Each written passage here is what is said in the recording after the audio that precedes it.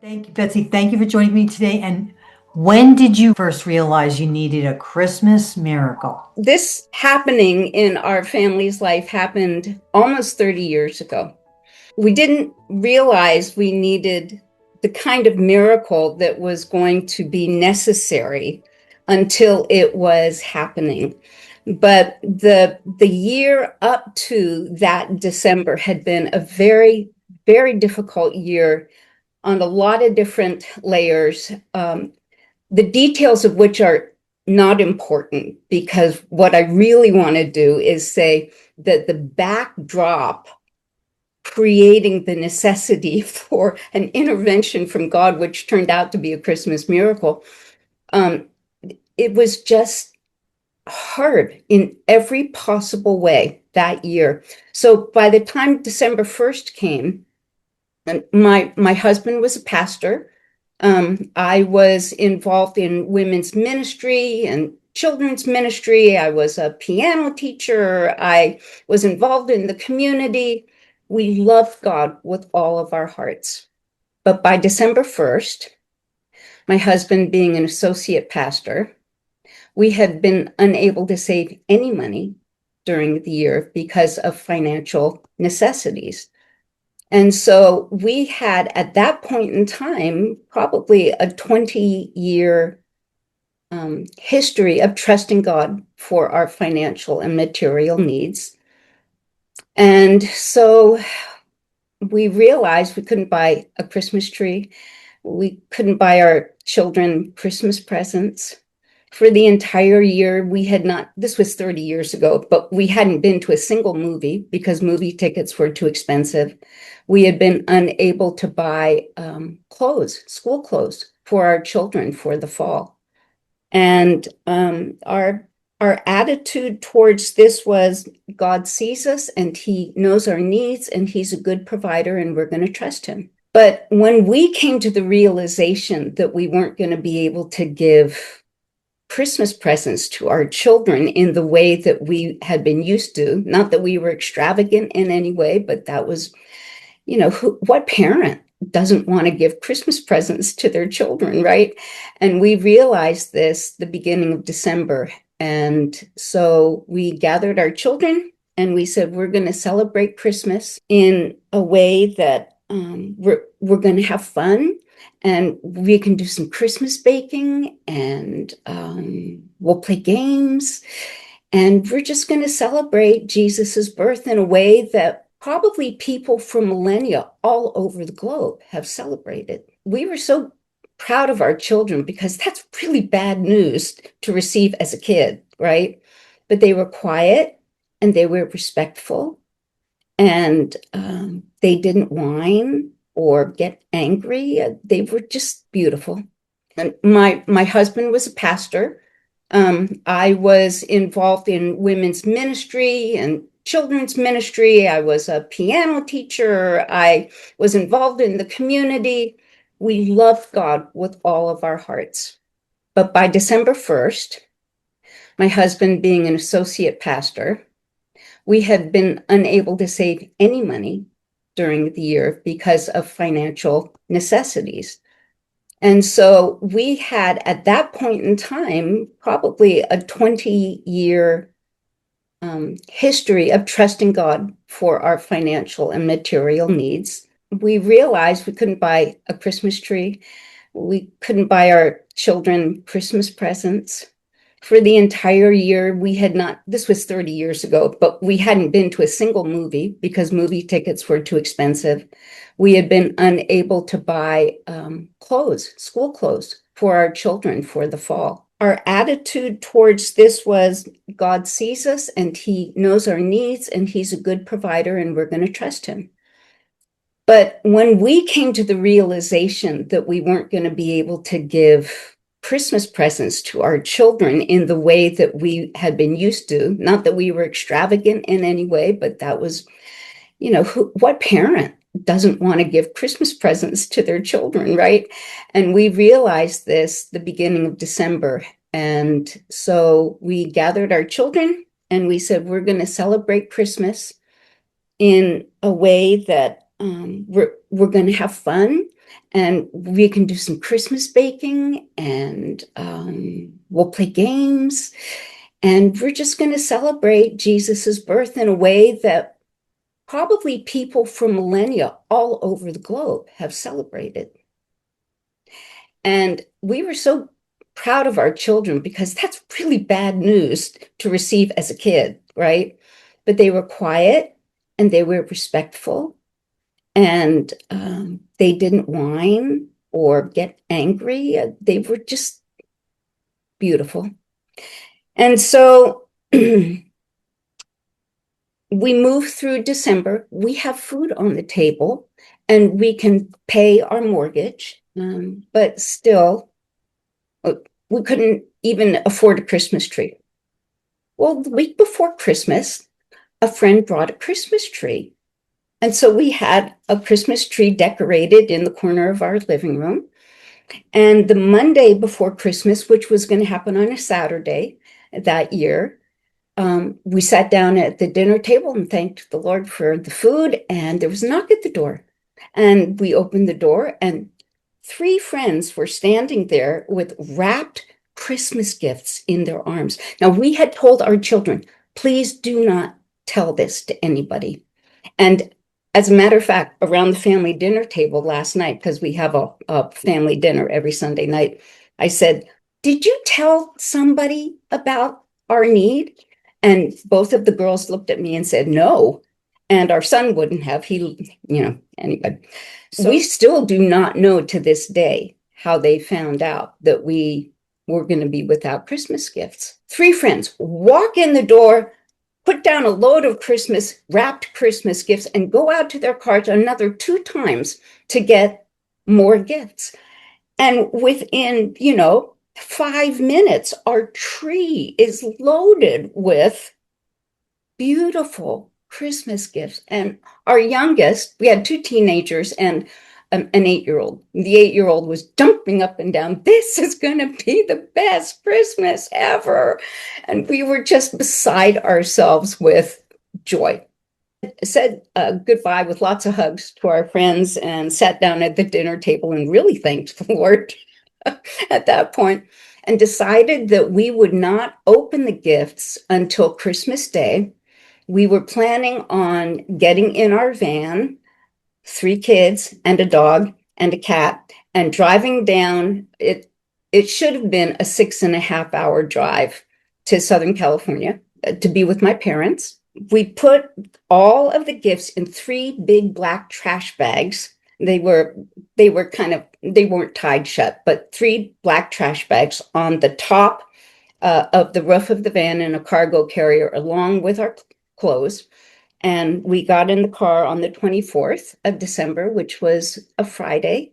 And we had been driving about 6.5 hours and were at the intersection of 2 major freeways in Southern California. 7 lanes of practically a parking lot on the freeway. It was nuts. We were, moving at about 15 miles an hour. Maybe we were in lane 1, at the very left in the diamond lane, because obviously we were a carpool. And all of a sudden, all these cars started honking, and like cars behind us were honking, and we had no idea why. But at that very moment, we could see on our dashboard, the indicator for the alternator was fluctuating. And when the alternator on a car is about ready to go out, it draws on the battery. And when the battery runs out, you've got a car stuck in the middle of the freeway. And so here we were in lane 1, and we were annoyed at the cars honking at us. And we moved safely across 7 lanes of traffic and pulled into that right-hand shoulder there. My husband parked the car to see if maybe he could, jostle a lead or something like that under the hood. And the lady that had been driving behind us had followed us all the way to the right-hand lane. She got out of the car, and my husband said she looked mad. Turns out she was upset. She wasn't mad. She said, "Sir, you have been losing Christmas presents off the top of your car." And sure enough, the cargo carrier the latch had failed somehow and the cargo carrier was open. All of our clothes were there. None of the presents were there. Oh, oh no. And our alternator is unsteady.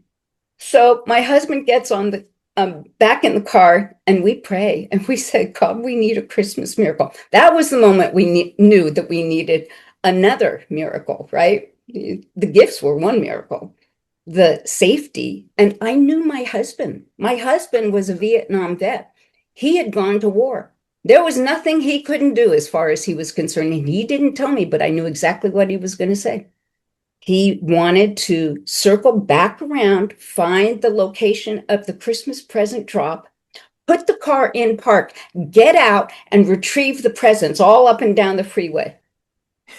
I prayed silently. I said, God, you've got to stop him. I don't want to be in the ER with my children on Christmas Eve. This is getting worse by the moment, Lord. So we go along the right-hand lane there and get off on the exit and go over the overpass. And just as we are about ready to go onto the road that would allow him to go back on the freeway, our alternator completely died. No electrical power, no power steering, brakes that you really have to press on to make the van stop. And there just happened to be a very large hotel with an empty parking lot in the back of the hotel. And so we coasted into this empty parking lot safely, brought the van to a stop. My husband, and at the end of the parking lot was an open gas station. By this time, it's about sunset. An open gas station with a sign, mechanic on duty. Well, okay. So my husband lifts the hood, tells us to stay in the van, and he walks over to the gas station. His shoulders are slumped, his head is down.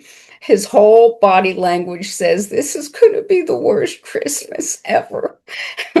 And so while he's there, the kids and I pray again. I call a friend. She said, you need a miracle. And she prayed for a miracle for us. And I agreed with her wholeheartedly.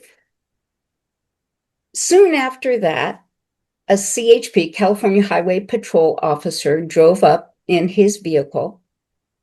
And he had his kind of arm resting on the window, biggest forearm on a man I've ever seen, with the biggest Navy SEAL tattoo I had ever seen. It took up his entire forearm, which means he was special services. It means that he had been trained. He'd been on all manner of things that we don't even want to think about. He had just been reassigned that day to this territory for reasons that I don't need to go into, but we feel like his assignment to a new beat that day was God's hand on him and on us. He drives up and he says, it looks like you need some help. Can I help you? And I said, we've lost all of our Christmas presents on the freeway, and we're not exactly sure where, and our alternator has died. And meanwhile, inside, I'm thinking to myself, why is it that as soon as I have to put words to how horrible this is, it seems so much worse, right? And I'm trying not to get teary as I'm talking to him. He said, well, go get your husband. So the kids run over to the mechanic there, and he had determined in that little bit of time, my husband, that the mechanic could have the van fixed by the 27th. And so we called my parents, and they were on their way up, and my husband hopped into the front seat of the CHP vehicle, and they disappeared to try to find the place where the Christmas presents had fallen off, which took a while. Once they found it, well, I guess I'll tell the story this way. Once they found it, he met a tag team of another 2 CHP vehicles in like a 7-Eleven parking lot off the freeway. And he said to my husband, we're going to shut down the freeway. And so they all go on to the on-ramp with their lights, going, and they zigzag across 7 lanes of traffic and bring all of that traffic to a stop. And you know what happens on the other side of the freeway when they see what's happening. Yeah. And so we think that their pace probably slowed. We wonder whether they were watching a miracle, but we don't know, of course. And they found the place of the Christmas present drop. The CHP officer says to my husband, you stay here, I will get the presents. Wow. They gathered all of the presents. None of them had been ruined because they had all fallen against the barrier between the north and the south freeways there. And so they were all safe. And they came back, both of them smiling. By this time, my parents, they were standing there witnessing this whole thing with us. And we're standing watching them come up with smiles on their faces. And they said, we found them. And our youngest was like, this is the best Christmas ever, right? So we were able to get all of the stuff into the 2 cars, small cars that my parents had driven probably an hour to get to us, because after all, it was now the evening of December 24th, everybody wanting to get to where they wanted to go on Christmas Eve. And I could finally relax in the back of my mother's car with a couple of the kids and breathe a sigh of relief. And I silently thanked the Lord. And I heard his whisper. Sorry. And he said to me, I knew you wanted to give good gifts to your children. And so I gave them to you not once, but twice. Oh. So that you would know I am a good and gift-giving God, and I love you. Oh, is that amazing? What a beautiful story, Betsy. Beautiful. And I'm sure that's not the end. It isn't quite the end. We got home, and 2 days later drove up to pick up our van. And I'd forgotten to tell you that my friends at the beginning of the week had brought an envelope along with the wrapped Christmas gifts. And they said, we raised a little more money, and we could have gotten you gifts, but we thought maybe you would like the check instead. So they bought 5 movie tickets. So how fun was that? Especially for the kids. And there was a check for $127. And when my husband went to pick up the van, the cost of the alternator and the labor was $127. Only God. Only God. And that was our Christmas miracle. It was like the cascade of God's goodness was highlighted by the backdrop of like apoplectic need, you know? Oh, Betsy, what a story. Yeah. Yeah. Beautiful story. Thank you for sharing that. I know that's going to warm someone's heart because it's so beautiful. I love the way that God works. I love the way that his timing is so perfect.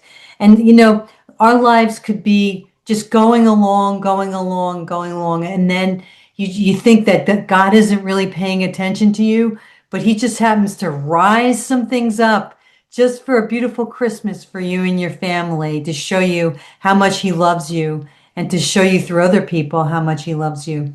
Oh, true, true. So, I've been thinking this past week about the Christmas story and how one of the names of Jesus was to be Emmanuel, God with us.